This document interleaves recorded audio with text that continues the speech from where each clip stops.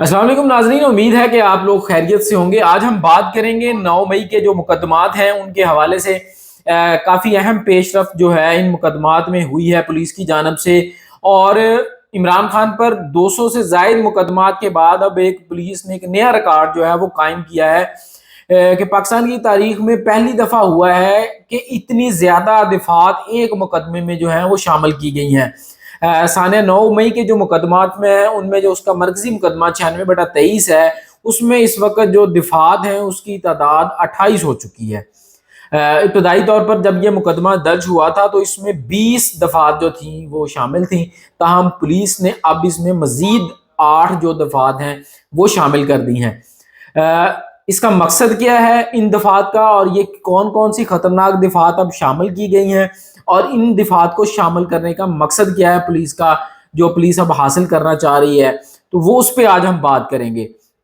जो 96/23 मुकदमा है ये मरकजी मुकदमा है, सानिया 9 मई का थाना सरवर रोड में ये दर्ज है, जिसमें के कोर कमांडर हाउस पे जो हमला हुआ, वहां पे जो जलाओ गिराव हुआ, उसके हवाले से ये मुकदमा है, जिसमें कत्ल की दफात भी शामिल है। तो सबसे पहले मैं आपके सामने ये दफात पढ़ देता हूँ तो ये आपको पता चले कि कौन कौन सी हैं। सबसे पहले इसमें दफा 302 जो कि कत्ल की दफा है, फिर है 324 है इक़दाम कत्ल की, कि किसी को कत्ल की कोशिश करना और वो उसमें जख्मी हो जाए। 395 जो है ये डकैती की दफा है कि वहां पर 5 से ज्यादा लोग दाखिल हुए हैं और वहां से उन्होंने जो सामान है वो जबरदस्ती जो है वो उठा लिए है। उसके बाद इसमें दफा एक लगी है 436 है, 452 है, 440 है, 427 है, 353 है, 186, 290, 291, 153, 152, 148, 149, 147, 109, 505, 120, 20, 788। ये 20 दफात वो थी जो मुकदमा दर्ज होते हुए इस मुकदमे में शामिल की गई थी। तमाम इसके बाद मजीद अब तक 8 दफात जो हैं वो इसमें मुकदमे में नई आज़ाद की गई हैं, या आप उसको कह सकते हैं कि नई दफात शामिल की गई हैं। और जितनी दफात अब शामिल की गई हैं इनमें से जो बेशतर हैं वो बगावत या सेडिशन के हवाले से हैं। जैसा कि इसमें अब 107 की दफा आज़ाद की गई है, 120A, 121, 121A, 131, 146, 153A और 153B। इसमें जो 131 की दफा है, ये आपको याद होगा कि जनरल बाजवा जब आर्मी चीफ थे तो उनको एक खत लिखा गया था। एक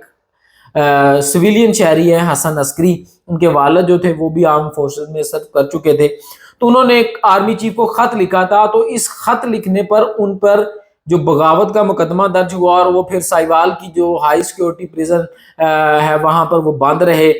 तो वो जो मुकदमा था वो भी इसी दफा के तहत 131 की दफा के तहत दर्ज हुआ था, जिसमें कि ये इल्जाम लगाया जाता है कि लोगों ने जो फौजी अहलकार हैं या अफसरान हैं उनको अपनी क़यादत के खिलाफ उबारने के लिए जो है वो कोशिश की है। तो ये 131 का मुकदमा जो था वो दर्ज हुआ था, और अब उसके बाद ये ही दफा जो है वो तहरीक इंसाफ के जो कारकुनान हैं और जो रहनुमा हैं उनके खिलाफ मुकदमे भी अब शामिल कर दी गई है।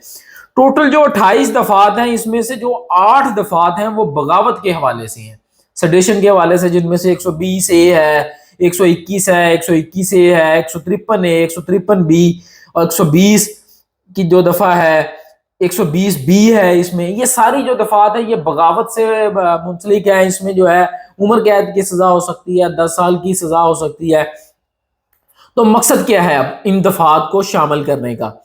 बुनियादी तौर पर जब भी नई दफा, ये पुलिस का हक होता है कि वो दौरान तफ्तीश कोई भी जो दफात हैं वो मुकदमे में आज़ाद हो सकती हैं। एक मिसाल के तौर पर कि एक बंदा है वो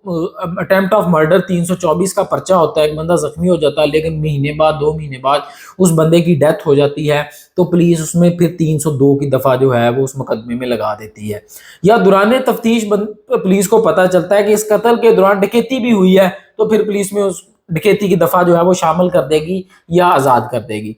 लेकिन अब इसी जो पहलू है इसका जो है वो नाजायज फायदा उठाया जा रहा है। उसकी बुनियादी वजह यह है कि अब इसमें तकरीबन 6 माह हो चुके हैं, 9 मई का ये सानिया है और तकरीबन 6 माह होने वाले हैं, 9 नवंबर को इसको 6 माह हो जाएंगे। اور 6 ماہ کے بعد اب جو ہے یہ دفعات آزاد کی گئی ہیں۔ تو جو وکلا ہیں ان سے ہماری بات ہوئی، پولیس حکام سے بھی کچھ بات ہوئی، تو بنیادی طور پر اس کا مقصد یہی ہے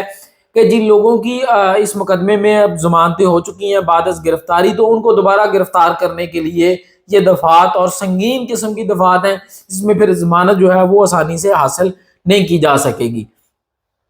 اب اس واقعہ کو بھی تقریباً 6 ماہ ہو چکے ہیں، لیکن اب تک جو چلان ہے وہ نامکمل ہے، اور جو ملزم ہوتا ہے وہ عدالت کا لاڈلا ہوتا ہے، جو مجرم ہوتا ہے اس کو کوئی ریلیف نہیں دیا جاتا، لیکن جو ملزم ہوتا ہے تمام ریلیف اسی کو ملتے ہیں، کہ ضمانت بھی اس کو ملتی ہے، چلان مکمل نہیں ہو رہا تو پولیس جو عدالت ہوتی ہے اس کا بینیفٹ بھی ملزم کو دیتی ہے کہ تب تک آپ اس کو ضمانت دے دیں، اور پھر جب ٹرائل چلے گا بعد میں جو ہے وہ اس کی گرفتاری جو ہے وہ عمل میں آ جائے گی۔ لیکن یہاں پر یہ بھی کچھ نہیں ہو رہا۔ نواز شریف صاحب جو تھے وہ مجرم تھے، اس کے باوجود وہ عدالت پیشی کے بغیر ان کو ضمانت دی گئی، اور انہوں نے جلسہ کیا، اس کے بعد ان کی سزا پنجاب حکومت نے معطل کر دی۔ لیکن نواز شریف ایک مجرم تھے، مجرم ہوتے ہوئے ان کو عدالت پیشی کے بغیر ضمانت مل گئی، لیکن یہ لوگ تقریباً اب 6 ماہ سے جیلوں میں ہیں، پولیس کی کسٹڈی میں ہیں، ان کو ضمانت نہیں مل رہی، حالانکہ پولیس کی یکسر نااہلی ہے کہ پولیس اس میں اب تک جو اپنے چلان ہے وہ پیش نہیں کر سکی، اور اس چلان پیش نہ کرنے کی سزا پولیس کو نہیں ان ملزمان کو مل رہی ہے جو 6 مہینے سے اب تک حوالات کے اندر ہیں یا مختلف جیلوں میں قید ہیں۔ تو جب اس کے حوالے سے ہم نے پراسیکیوشن ڈپارٹمنٹ سے رابطہ کیا تو 14 مقدمے جو ہیں وہ صرف لاہور میں درج ہیں دہشت گردی کی دفعات کے تحت۔ جو دہشت گردی کی دفعات کے علاوہ مقدمے ہیں ان کی تعداد الگ ہے، تاہم جو دہشت گردی کے مقدمے لاہور میں درج ہیں تحریک انصاف کے کارکنوں کے خلاف، ان کی تعداد 14 ہیں، اور ان میں سے کسی کا بھی چلان ابھی تک مکمل نہیں ہو سکا ہے۔ اور اس میں افسوسناک رویہ جو ہے وہ پولیس کا تو چلے ہے ہی ہے، عدالتوں کا بھی افسوسناک رویہ ہے کہ یہ سب کچھ ہوتا ہوا کہ ایک مقدمے میں ضمانت ہوتی ہے، دوسرے میں ضمانت ہوتی ہے تو تیسرے میں، یعنی کہ پولیس کیسے ایک بندہ جو ہے، اب صنم جاوید کی میں مثال دوں گا کہ صنم جاوید کی 3 مقدمات میں ان کی ضمانت ہوئی، چوتھے مقدمے میں گرفتار کر لیا ان کو۔ اب کور کمانڈر ہاؤس کا پہلا مقدمہ ان پہ ہے، اس کے علاوہ ان پہ دوسرا مقدمہ بنا کہ جی انہوں نے راحت بیکری چوک میں پولیس کی گاڑیوں کو آگ لگائی۔ اب کور کمانڈر ہاؤس سے راحت بیکری کا فاصلہ جو آدھا کلومیٹر ہوگا، یہاں سے تھانہ شادمان کا فاصلہ کم از کم 6-7 کلومیٹر ہوگا۔ تیسرا مقدمے میں اس میں نامزد کیا گیا صنم جاوید کو۔ پھر نون لیگ کے جو آفس ہے اس پر حملے کا مقدمہ ماڈل ٹاؤن میں درج ہوا۔ اب وہاں سے نون لیگ کا جو دفتر ہے وہ کم از کم میرا خیال ہے 14-15 کلومیٹر تو کم از کم بھی ہوگا تھانہ شادمان سے، اگر نون لیگ کے دفتر جایا جائے۔ تو عدالتیں کیوں جو ہے وہ بار بار ریمانڈ، جوڈیشل ریمانڈ یا جسمانی ریمانڈ دے رہی ہیں کہ ایک خاتون ایک وقت میں 4 جگہ کیسے موجود ہو سکتی ہے؟ یعنی کوئی سوچنے والی بات ہے نا، کہ وہ کور کمانڈر ہاؤس میں بھی جلاؤ گراؤ کر رہی ہے، راحت بیکری چوک میں بھی جلاؤ گراؤ کر رہی ہے، تھانہ شادمان میں بھی جلاؤ گراؤ کر رہی ہے، اور اسی وقت میں وہ نون لیگ کے دفتر میں بھی جلاؤ گراؤ کر رہی ہے۔ تو یہ 20-25 کلومیٹر کے ریڈیس میں آیا کہ کون سی اس کو اللہ نے ایسی صلاحیتیں دی ہوئی تھی پولیس جو ہے وہ ثابت کرے کہ ایک وقت میں ایک خاتون جو ہے وہ 4 جگہ وہ موجود ہو سکتی ہے۔ تو پولیس کے ساتھ ساتھ عدالتیں جو ہیں ان کو ان چیزوں کو دیکھنا چاہیے کہ 6 ماہ بعد لوگوں کو مقدمات میں نامزد کیا جاتا ہے، ضمانت ملتی ہے، عدالت جیل سے اب رہائی نہیں ہوتی، دوبارہ گرفتار کر لیا جاتا ہے۔ تو یہ کچھ اپڈیٹس تھیں اس مقدمہ میں کہ اب جو نئی دفعات ہیں ان کے تحت عبوری ضمانتیں جو ہیں وہ اب پولیس خارج کروائے گی، اور اس کے بعد جو ہے ان کارکنوں کی گرفتاری کا جو سلسلہ اطلاعات یہی ہیں کہ وہ دوبارہ سے شروع ہونے جا رہا ہے۔